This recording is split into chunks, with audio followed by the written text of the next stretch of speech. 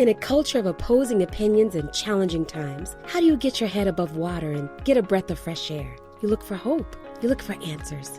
And we shift from silos of segregation to social engagement in a quest for solutions. Stop talking about what the problem is and let's discuss how to fix it. Join us now as America Connects with your host, Rob Dalton. Hey, hello everybody. Welcome to America Next. I just happen to be Rob Dalton, your loyal host. I'm here for every episode. It is all about me, but it's also about you, America. And welcome again to America Connects. It's nice to have you with us. We are here today to talk about what we like to talk about, and that's things you need to know as a consumer, as a family person, as a member of this world and society. And we're always trying to fix not everything, but one show at a time. We're simply looking for solutions and answers and how to resolve some of the problems. So instead of just talking about everything we talk about in the world and like regular talk shows, we try and focus in on just one topic each show. And today we're going to talk about bullies. Bullying is not just for kids anymore. So many of us think in our lives it's big deal in high school and even elementary school and junior high schools. We made a big issue of it because it's a huge deal with kids' self-esteems and things in school. But we don't often talk about bullies in our adult life. So today's show, bullying is not just for kids anymore. That's what we're going to talk about. We're going to talk about the bullies in our lives. We're going to talk about how to actually realize that's what they are. How to understand that they're in our lives in different capacities, how they are, and sometimes our bullies are in our families. Sometimes a bully may be a neighbor. We even have a bully sometimes in our circle of close friends. They're everywhere. Sometimes they're the HOA in your neighborhood, but they're in our world. They're sometimes a coworker, but not necessarily a boss or a supervisor. Sometimes it's just a coworker, somebody in your office. They're men, they're women, they're all over our adult world. And bullies happen outside of schools. In the wake of the presidential debates and 4 years of President Trump in action, we've seen bullying at a very high level. This is roughly my opinion. But with those actions, he's been very productive in getting some things done in the world that other presidents have not, who have taken a softer approach. I think putting a label on a bully in your life is what's important. I've got a couple very special guests on the show today, and we were talking pre-taping that sometimes just having a person in your life that is a bully, if it's a family member or a coworker or a close friend, that sometimes just putting that label that they are a bully and realizing that can kind of solve can kind of close that gap between you and that person. We internalize, I think, in my opinion, but we'll talk to the experts, that sometimes we internalize our feelings and sometimes we take self-blame for some of the reactions from other people. But really, if the person is sometimes just a bully, putting a label on that makes it easier to understand that, oh, they're just being that way because they're that way, especially if it's a family member. You don't have to judge them. Just realize maybe that's what they are. And our experts, we have two people today that are going to talk about that. Our guests are going to be Tim Hart, who's a president and CEO of leading CEO. And we also have Dr. Jane Adams. She's in Seattle. We'll get to her as well. But those are going to be our experts and our panel members today. They're really going to be able to dive a little bit deeper into this situation. So remember, it's not up to you to change a bully. The leopard's got its spots. You can't change the spots. It's how we react to people that makes and changes us. And I think this is a way where maybe we can just help understand that sometimes that's just the way people are, and it's just the way people are. So join me today on American X as we discuss bullying, how it's not just for kids anymore. So thank you for being a part of the show. It's nice to have you with us, and we hope you learned something useful, because open up your scope a little bit and realize that some people, maybe that's just what they are, and it's okay that that's what they are. We just have to accept them for the way they are. And sometimes that makes us feel better in doing so. Our two guests, like I said, Mr. Tim Hart is coming on soon, and after him will be Jane Adams, Dr. Jane Adams. And we have a couple Zoom guests at the end who actually have a few anecdotal stories and real life examples of bullies in their lives. And I think it might be something we all can relate to. So first, let me introduce Mr. Tim Hart. Say hello, Tim. Hello. Tim, let me give you, I'm fine. Thank you for joining us here on America Connect. Tim Hart is the president and CEO of A Leading CEO, the name of the company, a coaching and training presentations company there in Beverly Hills, California. Is that right? That's where you are? Yes. Good. His expertise is in the key areas of CEO and executive coaching and training, as well as communication and presentation skills training. So, Tim, thanks for joining us. My pleasure. So, at a very high level, you work with executives at a very high level, and Yes. and some less than high levels, but a lot of your training. How does bullying come into play in the corporate world that you deal with? It comes into play a lot. I get called by board of directors and other companies to come in and work with their CEOs because there are a lot of CEO bullies. And once they're identified, you have to go in and work with them because a lot of times with bullying, they don't realize what they're doing. And when you're at that level, it's very difficult for people to challenge them on that. True. So that's a big problem. They're the top of the pyramid, sure. Exactly. And people don't go around saying you're a bully, but a lot of times they are. And it depends on the type of company too. I've seen it in a lot of different companies, but it's really terrible for the morale in the company and certainly for individuals. Okay. Personally, I think that bullying starts at home. Either you've been bullied by your parents or as a kid or by your brothers and sisters, but as you grow up, it's all about self-esteem. And if you're bullied when you're a kid, your self-esteem is really hurt. And I find that people, even at the high level, when I dig into their backgrounds, when I'm doing coaching, they were bullied as kids. Really? Yeah. Okay. Or they're in a marriage and their marriage partner is bullying them. So it plays out in the workplace, which is fascinating. So it's really a problem in a lot of ways. But the thing that probably I'm most concerned about is cyberbullying and what's happening to the kids today. Now, are we okay? I was going to say, I heard you mention cyberbullying, and I know that's a deal in high school or in school, grade age, because they're new to the social media and they're very fragile. Do you see much of that going on in the adult world? Cyberbullying, I haven't seen that as much. No, it came up, but I wanted to clarify that. But that doesn't mean it doesn't exist. Sure. It's sort of under the radar, I'm sure, because there are probably people that bully people in other departments, things like that. But I don't know. You do know it's an issue in grade schools. Absolutely. Absolutely. I mean, I think it's a big danger because kids, when they're bullied, they really internalize all of that. And it's really a shame because it's not about what's happening to them. It's what other people are doing. And bullies, generally speaking, have no empathy. And when you have no empathy for kids, for example, other kids, you'll do things to them to make yourself feel better or more powerful. I've never thought of that. Bullies don't traditionally have empathy for others. No, they don't. Huh. It's a missing factor, which if you think about it, you mentioned the person running this country. We always talk about the fact there's no empathy there, and there really isn't. You have to have empathy for people. And if you don't have it, it's really easy to bully them because you can't put yourself in their place. And from an empathy perspective, what you want to do is put yourself in their place. Absolutely. Most of us do. They won't. Now, the other thing on the opposite side of that is sympathy. I mean, sympathy is not going to help you. Empathy, you need to have that with people. I mean, they can give you sympathy if you're being bullied, but that's not going to change anything for you. I'm going to dial in on that element the next time I run across a couple in my world. Because having been planning this show for a couple of weeks, my radar has been on, so to speak, but I'm going to tune in that radar a little bit more and look at that empathy element. You mentioned, the gentleman at the top here in the United States, but I'm going to tap into that and I'm going to validate it through my own experiences, of course, and judgments. But that's a great point, Tim. Thank you. My pleasure. My pleasure. I failed to realize that most bullies had been bullied themselves. Yeah, that's usually that's what I said. It starts at home.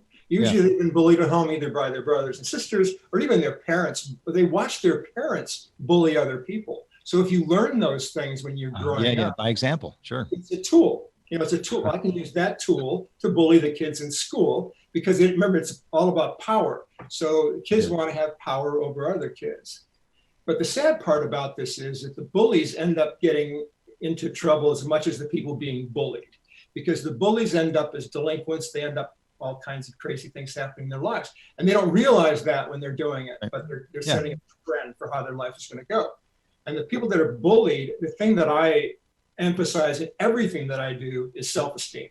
You've got to build your self-esteem. It has to be rock solid. Because if you've got good self-esteem, people can't really get through to you. It bounces off. It's like Teflon. Absolutely. Yeah. And the other thing too is self-talk. When you're bullied, you end up talking to yourself and saying, degrading yourself.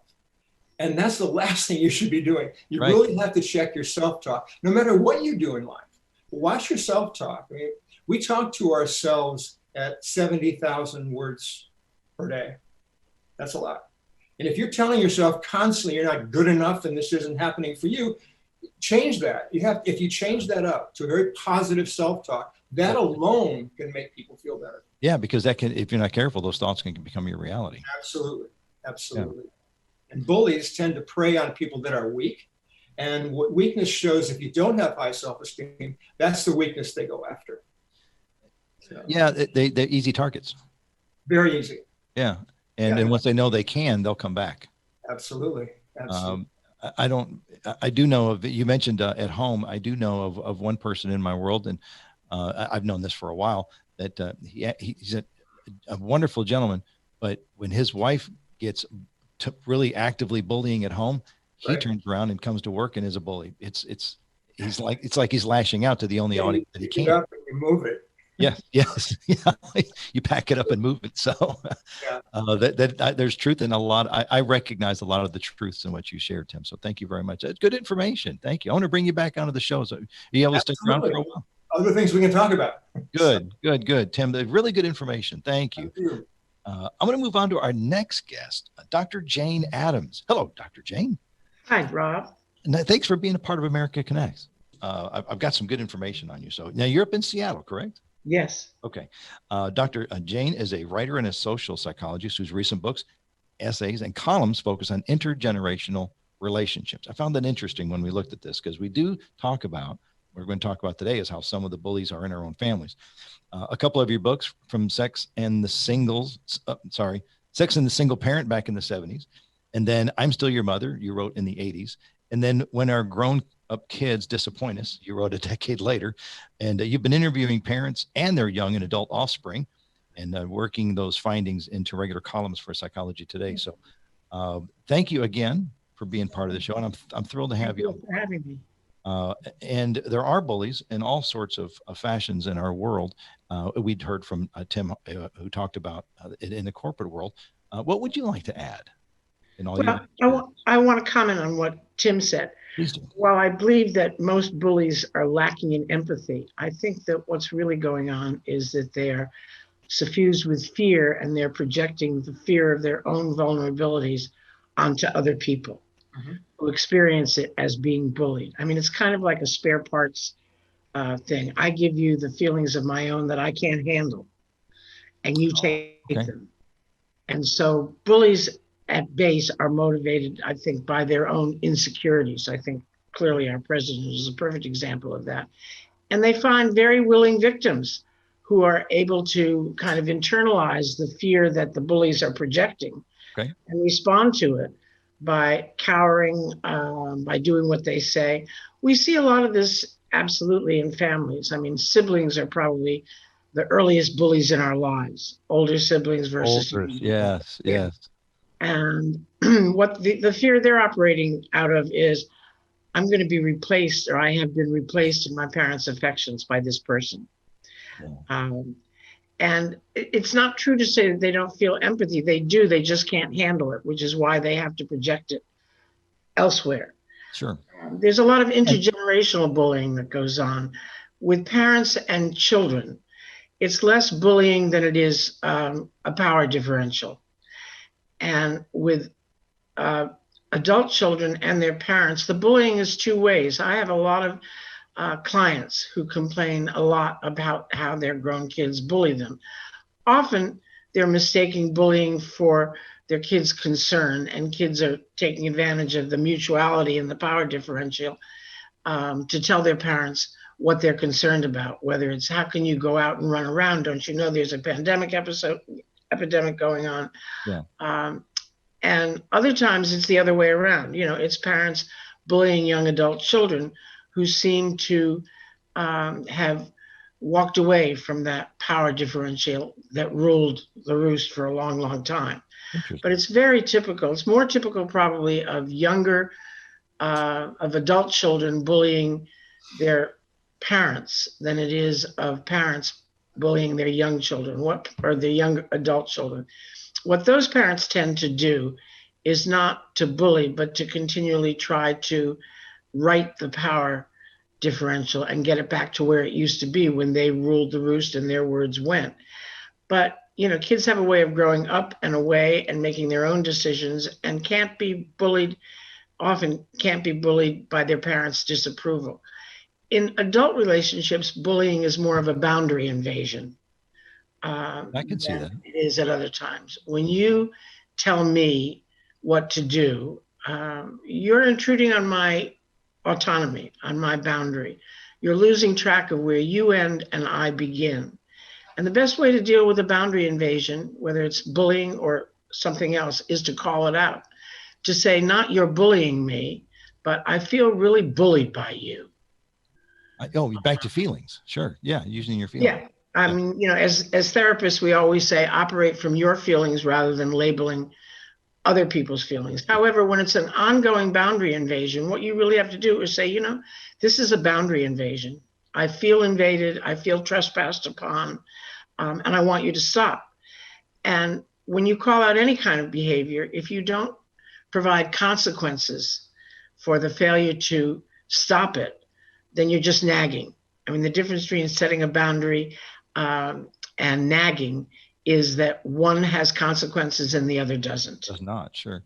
I can see what you're talking about, how the adults who feel like they're being bullied by their children now as older adults, that is a boundary invasion. And I can see how that would be misinterpreted because the kids are concerned, but I can see how that would come off that way. I do. Yeah. And I think the way to respond to it the first time is lovingly to say, I know that you're saying this because it's for my own good, or you believe it's for my own good. But, I'm a grown up too. I've been one longer than you have. And I'm making decisions that you may not always agree with, but they're my decisions. Sure. And if there are good reasons that you want me to listen to about why I should make a different decision, I'm willing to hear them, but I'm still going to make my own decision. Sure. Yeah. And give them, one thing I do with my kids who are older now is, I give you the right to have your opinion. Yes, absolutely. As they say in the media, everybody's entitled to their own opinion, but only one person is entitled to facts. Right. And if the fact is, Mom, you're going out, you're running around, I'm afraid you're going to get COVID, and I really worry about you. All you can do is express your thanks that they worry about you and are concerned about you. Reassure them that you're taking the precautions that you think are wise and sensible, and go about your business. But to not call out a boundary invasion, to not say, for instance, a typical comment that I come up with for my clients a lot is parents telling kids who to marry, what to eat, what to do, how to raise their kids is a big one. That's a big one. And unless you say, Mom, if you don't stop talking about my daughter's weight, I'm going to not allow you to see her again. And the next time she does it, stop allowing your granddaughter to spend time with the grandmother. It will stop. It's not a threat. It's a consequence. Now, let me say, is there, and this is a very general question, but is there somewhere in a relationship where the parents are bullying to the kids and perceived bullying to where that flips all of a sudden, and now the kids feel the parents feel they're being bullied by the kids? Is there like in talking about intergenerational, is there an age, or is there somewhere in life where that tends to flip like that? Well, I don't think there's an age as much as there is a stage of autonomy. Maturity means that you can make your own decisions. We make our own decisions without fear of whether our parents will approve of them or not. And once you get over that concern about whether your parents approve of you, you're pretty much bully proof. It's true. Yeah. Their concerns don't matter as much. That's right. It's your concerns and your issues that are preeminent. And for each of us, that's true. Doesn't mean that you don't take theirs into consideration. But if you really are going to, make your own decisions regardless of whether your parents approve of not or not, you're pretty bully proof. You may not change their behavior, but you won't internalize it. Yeah. Does that tie into self-esteem as well, or just confidence? I don't know that it's self-esteem as much as, what we call being comfortable in your own skin. Self-awareness. Yeah. Being certain of your own decisions. If you are wavering about a decision and your parents are trying to push you one way or another, you may be more prone to accepting their bullying or accepting their opinion. Right. So it should force you to reevaluate the position you're taking and decide whether it's a valid one or not. Yeah, to pick a side of the fence. So yeah. Makes sense. That great points.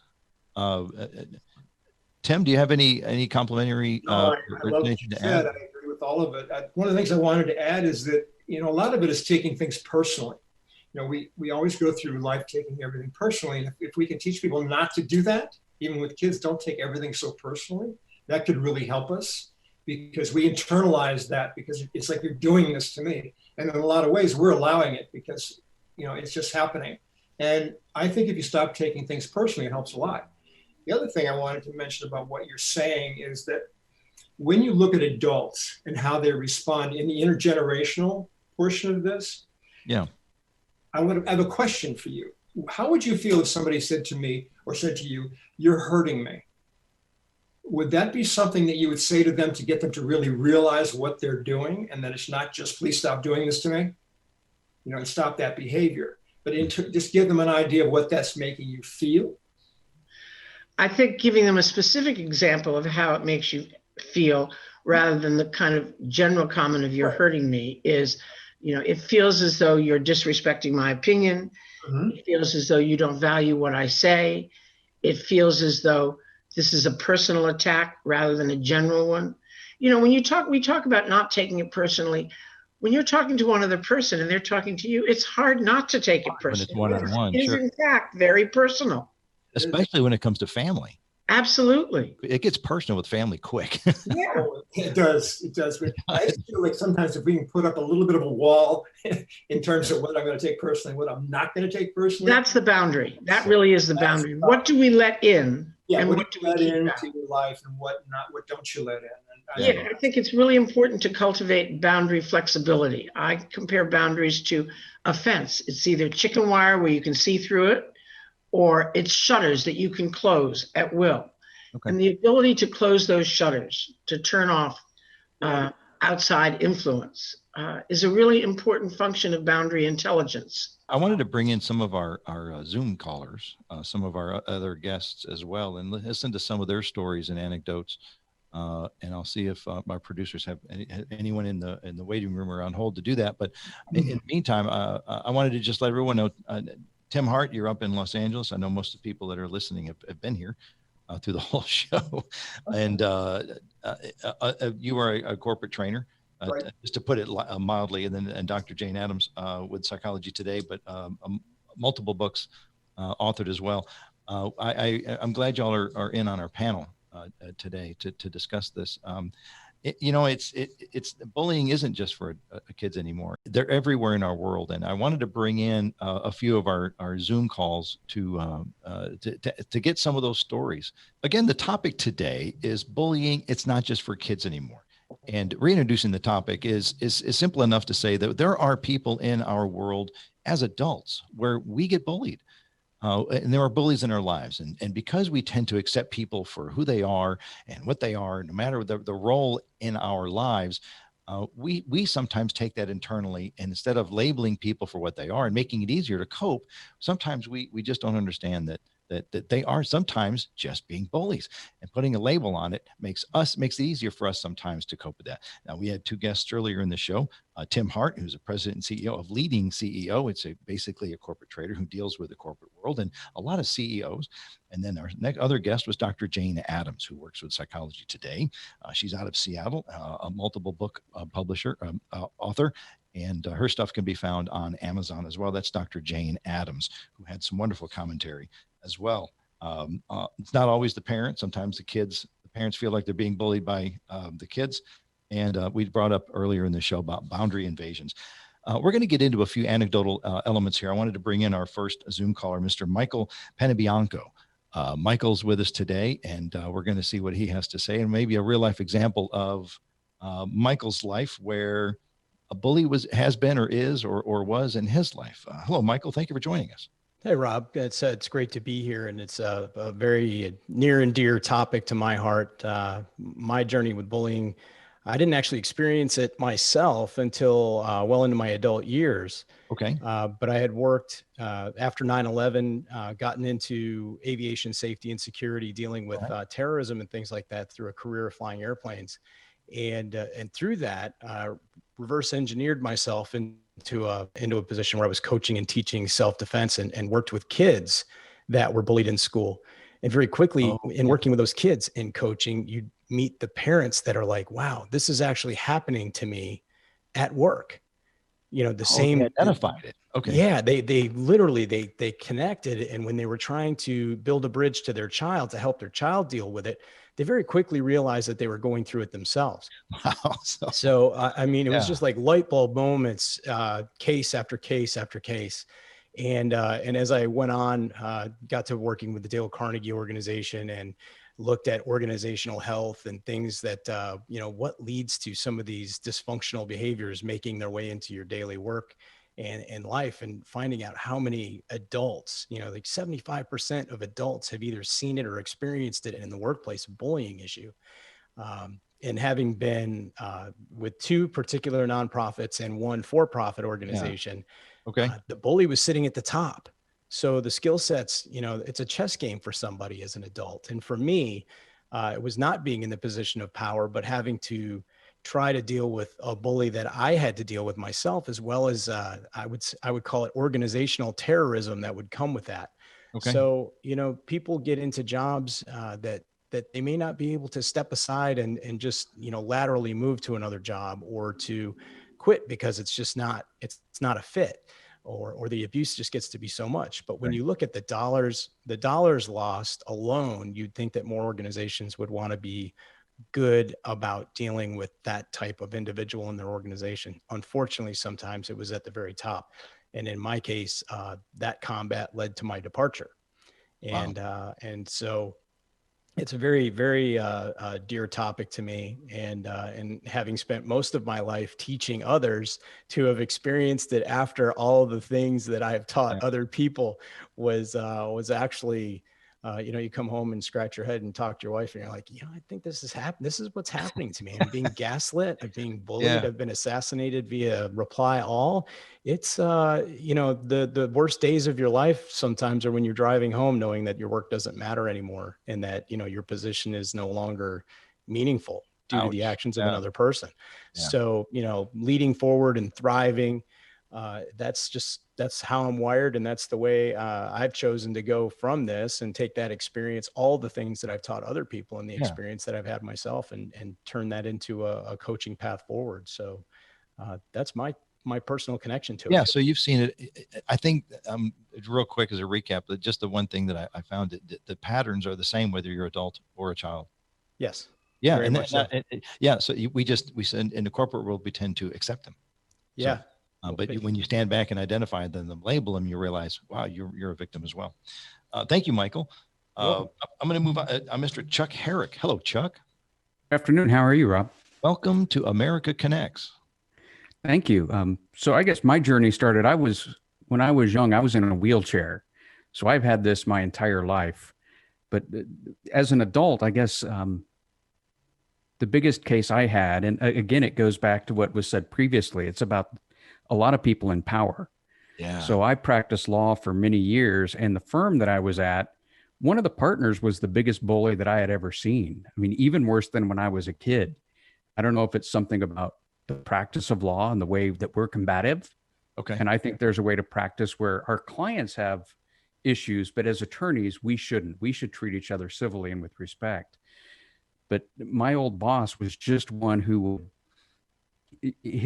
one of the things he loved to do is you could not send a motion to the other side or any notification until 5 o'clock on Friday. Wow. Now, it's just a minor microaggression, but when he would get into court, I remember we were in a hearing once, and the other side just dominated. They had the facts, they had the law. Yeah. You know, and sometimes you get that as a client, Scale you was get a tipping client who heavily just that isn't way. the best. Yeah. And the other attorney was very nice. I was the one who dealt with him, and I know it wasn't going well. So my partner wanted to come and be the one to argue it. Okay. When it was ruled against us in the motion, the other attorney came up and started talking with me. My partner came up over my shoulder and got in the other guy's face and was, why do we have to be like this? Yeah. This isn't the way it should be. I mean, it's not, we shouldn't have to bully the other side and try to use something and lord over them. It just isn't the way to go. I mean, there are too many things, you know, if we could weed that out, that's just something that breeds contempt in others. Yes. And I think it's short-sighted, because what would happen is then I would find out that, oh, you're with that guy. And all of a sudden your business starts drying up because There's an like, oh, association factor. Yeah. yeah, they get the reputation and the kind of law, tax law, which is a small niche area. Yeah. Especially in Dallas. And if you become associated with that, all of a sudden people say, you're with that firm, you must be one of them. Yeah. And it's just, no matter what you can do. Yeah. I mean, it finally led to the firm imploding and I went somewhere else, but I was not even certain how to deal with it. I would go talk to the other partner and say, this is what's going on. He knew it was going on, but it was just, I can't understand. I mean, as a kid, I can understand why I got picked on in a wheelchair. I was different. Yeah. But as we get later older in the corporate world, like we were saying earlier, in the corporate world, it repeated itself at a much higher level. And it's, it's maybe there was some insecurity that he had, you know, he always wanted to win. He wanted to do this. You know, he used to brag. I remember when I started, oh, we're all about family. And then you'd start talking with him. Well, I took one day off in 5 years and that was Christmas Day. Yeah.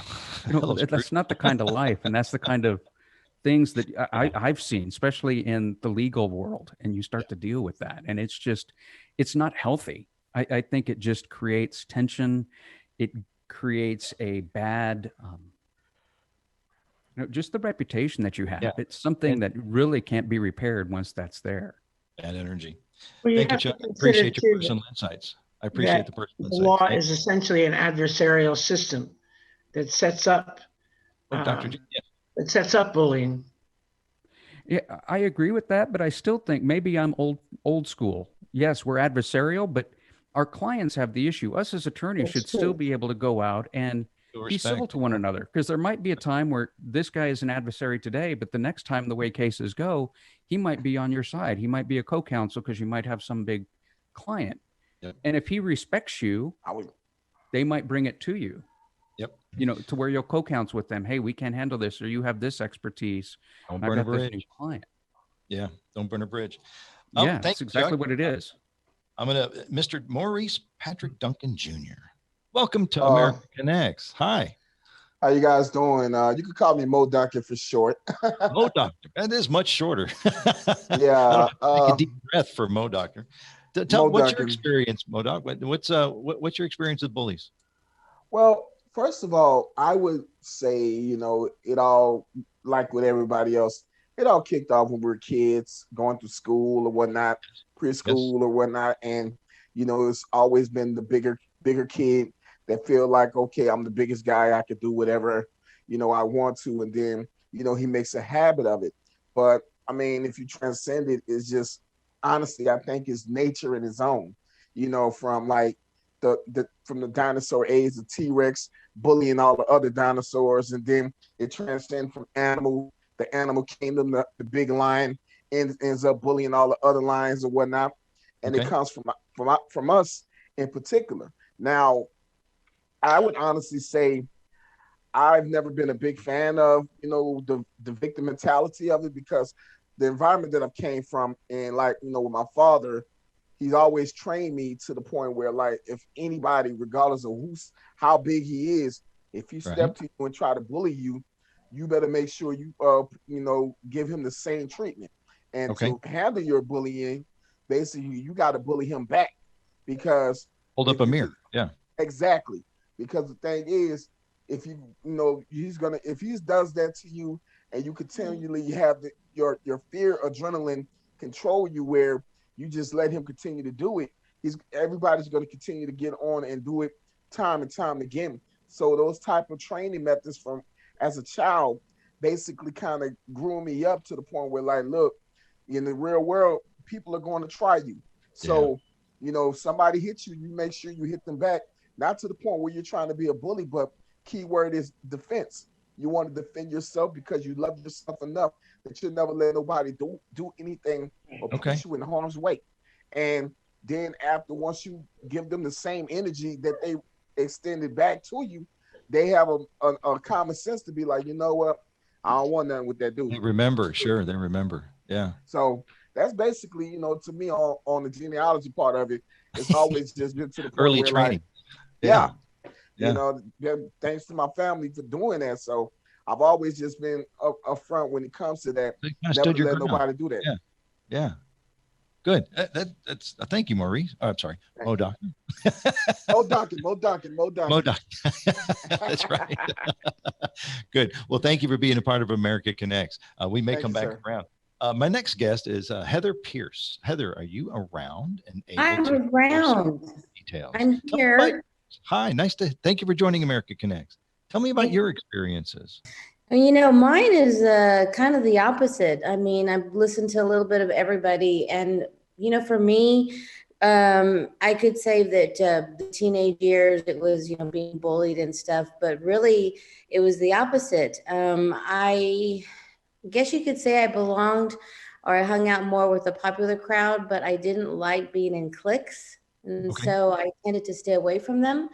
And whenever I would try to be friends with everybody, even what they called, the nerds, they wouldn't let me in because I was too popular. And that was a form of bullying, in my opinion, because I had friends.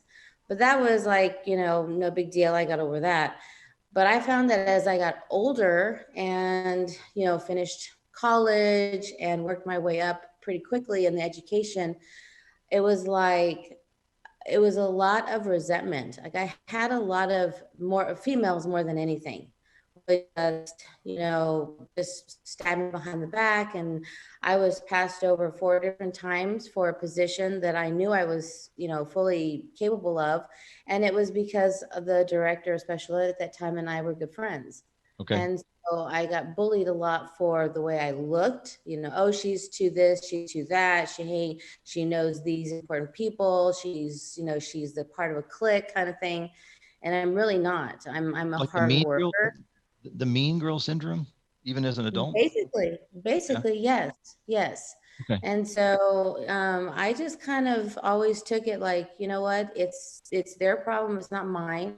They don't know that I'm putting 14, hours a week in at work and working till 10 midnight at night to get to where I am. And I've always had a soft spot, that 20 years, in special ed and working with kids with autism. I was their advocate, and then I would find myself having to defend me.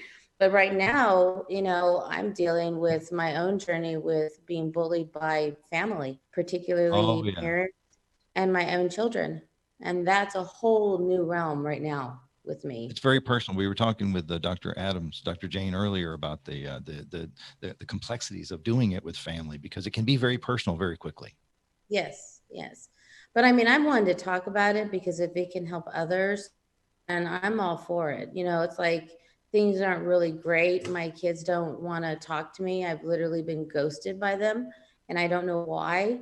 I think a lot of it has to do with, the other side in terms of the ex and that new family. Yeah. But I just, sat them down one day and said, if you're going to choose to treat me this way, then I'm going to choose to remove myself from your life until you're ready to treat me with respect.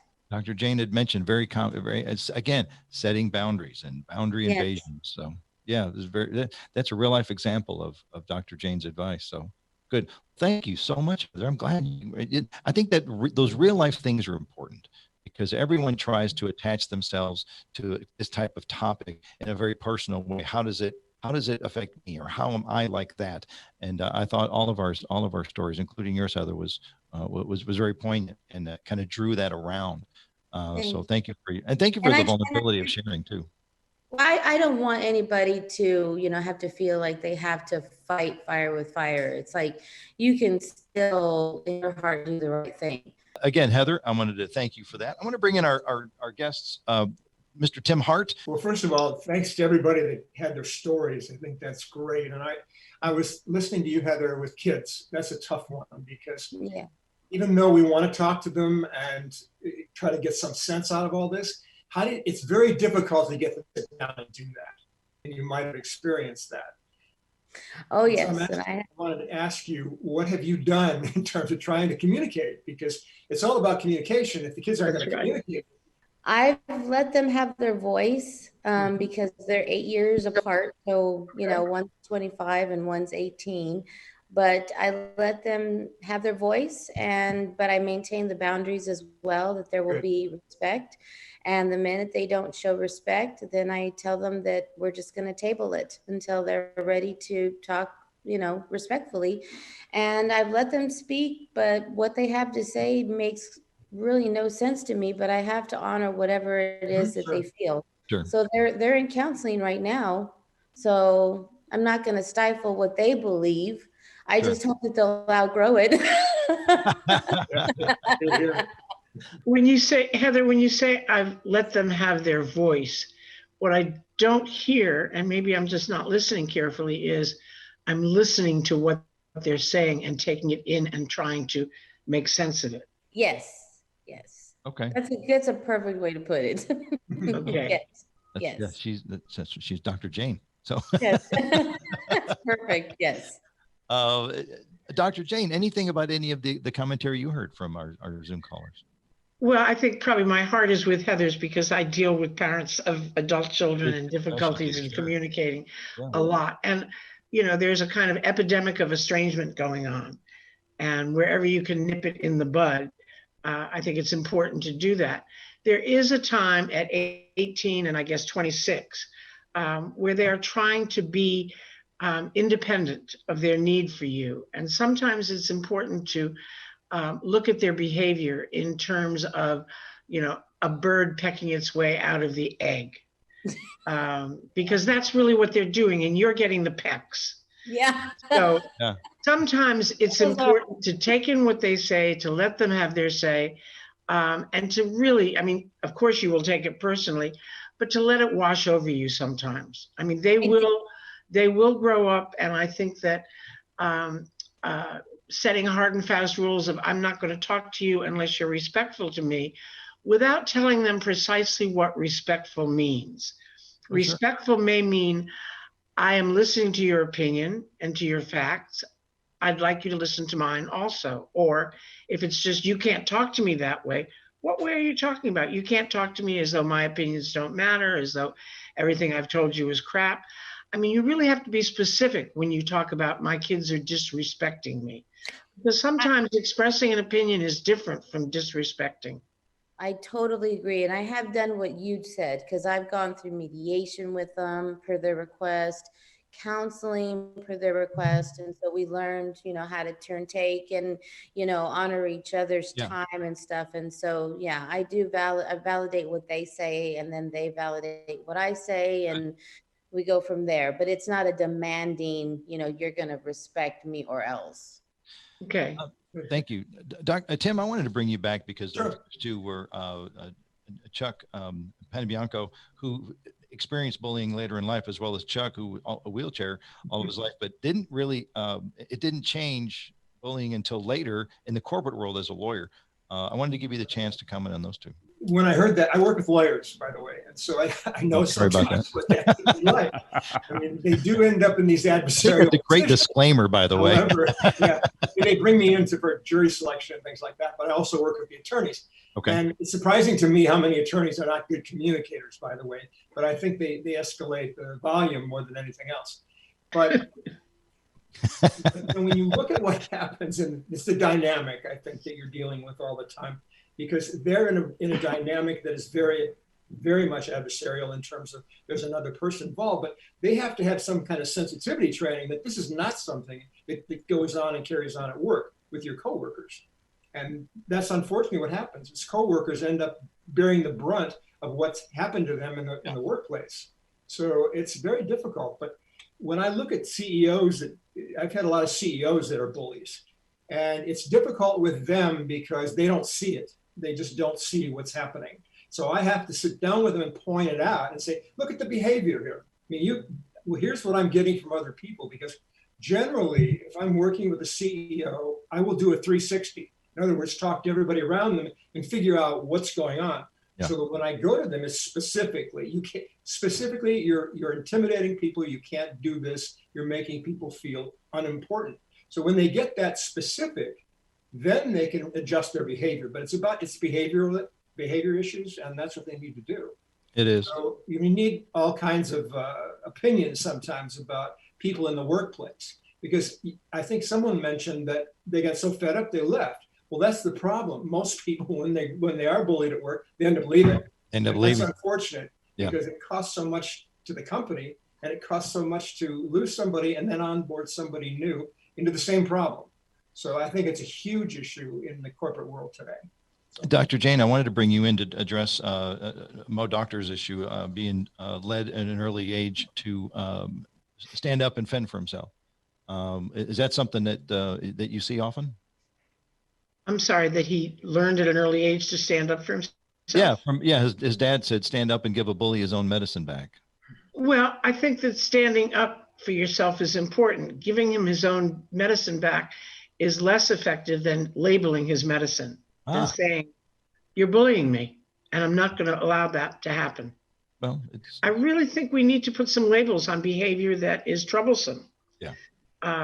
And again, when we can put it in the first person, I feel really bullied. And if that doesn't work, then you're bullying me again. Right. And I'm not going to stand for it.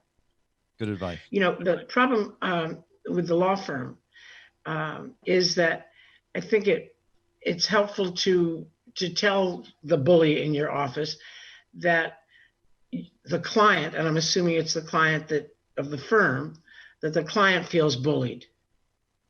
That may ease off somewhat. You're the one who's being bullied, but the client is getting it. He may be getting it secondhand, but he's seeing a pattern of bullying in an arena where he is supposed to have equal rights, equal say, sure, with the opposite party. So sometimes just calling a superior out on how what he's doing is affecting your client, your account, whatever it is you have in common. Yeah, the trickle down, absolutely, is important. Everyone, thank you. A quick recap. Tim Hart, one of our guest experts, president and CEO of Leading CEO, who deals with a lot with the corporate and executive training. Dr. Jane Adams, I wanted to mention that she wanted to offer an introductory coaching session for parents of grown kids whose relationships could use improvement. There are details available at her website, janeadams.com. You got in early to get your name. That's good. Good for you. And also for Dr. Jane, the most recent book, Boundary Issues, How to Get the Intimacy You Want and the Independence You Need in Life, Love, and Work. The book again, Boundary Issues. So thank you, both of you. I wanted to also thank Michael Panibianco, Chuck Herrick, our lawyer who dealt with it, Mo Doctor. Thank you, Maurice, for being part of the show. Nice to have you. Sorry, yes, Maurice Duncan, sorry, yes. And Heather Pierce, who was willing to share so much about her and her experience with her children, her older children. I wanted to say, America, we're here for you. We are. This is America Connects. I want to remind everyone that we're not here to fix the bullies in our world. We're just here to learn how to deal with them. And sometimes just putting a label on people makes it easier to deal with them. We're not here to fix people. It's how we react to people that is what we internalize and what we have to take responsibility for. So I just want to stick in, Rob, that it's putting a label not on them, but on their feelings. Yeah, they're right. Their behaviors and their feelings. I get that. Thank you. Yeah. Thank you for the clarification. It's true. But it helps understand. And we don't have to internalize all those factors and take the responsibility for their actions. We often do because it's easier, but we don't. We just accept them for what they are, and voice your feeling, voice your disappointments. I think that's important as well. It's been a pleasure having all of you on my show. Thank you, all of you, for being here today and taking time out of your day It's been really an interesting show, and I hope those of you at home watching and listening that today you know more now about this topic than you did when you woke up this morning. That's something that we like to claim, that hopefully is a goal of mine and all of our panel members today. So, America, thank you for being part of our show. Our guest, thanks for being a part of America Next, and we are here for you, America. We really are. We care and we want this world to get better, and we can only do that with one of you each and every day, making things a little bit better for those around you. So again, I am Rob Dalton. This is America Connects. And remember, America, stay connected. Everybody have a great day and enjoy the rest of your life.